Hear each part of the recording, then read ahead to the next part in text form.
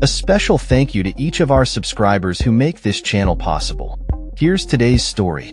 In a tense and escalating situation in Gaza, U.S. President Donald Trump has issued a stark warning to the militant group Hamas, stating they must disarm or face being forcibly disarmed quickly and perhaps violently. This declaration comes on the heels of a disturbing incident in Gaza City, where Hamas fighters executed a group of men, further straining the fragile ceasefire agreement that had been established.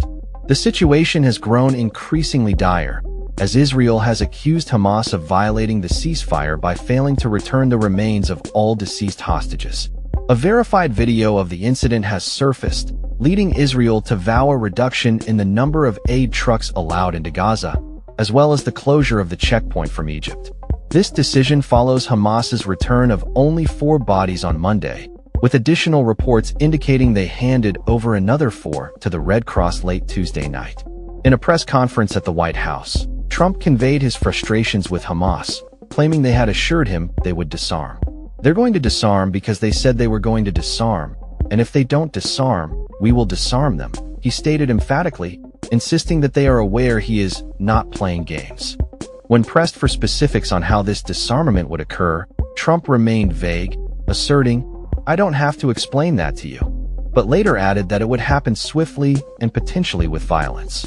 Despite reports of Hamas fighters executing members of the Dugmush clan, Trump appeared unfazed, comparing the situation to the U.S. government's own confrontations with gang members in Venezuela. He remarked, "Hamas did take out a couple of gangs that were very bad. That didn't bother me much, to be honest with you." Trump emphasized his belief that Hamas would eventually lay down their arms voluntarily, stating, "I spoke to Hamas, and I said, 'You're going to disarm, right?' They responded affirmatively, though he later clarified that he had not directly communicated with Hamas leaders himself. In a recent revelation, it was disclosed that Special Envoy Steve Witkoff and Trump's son-in-law Jared Kushner had met with Hamas leadership in Egypt last week.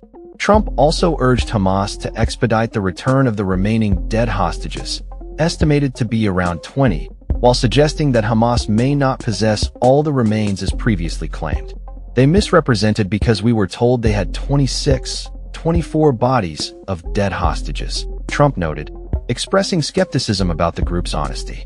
The International Committee of the Red Cross has stated that the recovery of the remaining deceased hostages will be a significant challenge, given the destruction in Gaza.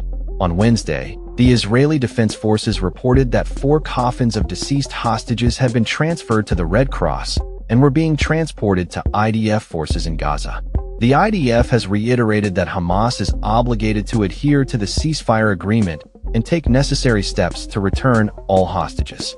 In a letter to Special Envoy Witkoff, the Hostages and Missing Families Forum, which represents families of the Israeli hostages taken by Hamas on October 7, 2023, implored the U.S. to assist in securing the return of the remaining bodies. They urged Witkoff to pull out every stop and leave no stone unturned in demanding that Hamas honor the agreement fully. "What we feared is now happening before our eyes. We cannot rest, and we know you will not rest, until every last hostage is returned," the letter stated. In a follow-up social media post, Trump reiterated the urgency of the situation, declaring, "A big burden has been lifted, but the job is not done. The dead have not been returned, as promised." Meanwhile, Kogat, the Israeli military body responsible for the flow of aid into Gaza, has attributed its decision to restrict aid trucks to 300 daily to Hamas's slow release of hostage bodies. They have also informed the UN that no fuel or gas will be permitted into the enclave, except for specific humanitarian needs. The situation remains fluid and precarious, with tensions continuing to mount as the international community watches closely. That's all for this story. We upload videos every day covering many different subjects, so hit that subscribe button to stay informed. Thanks for watching.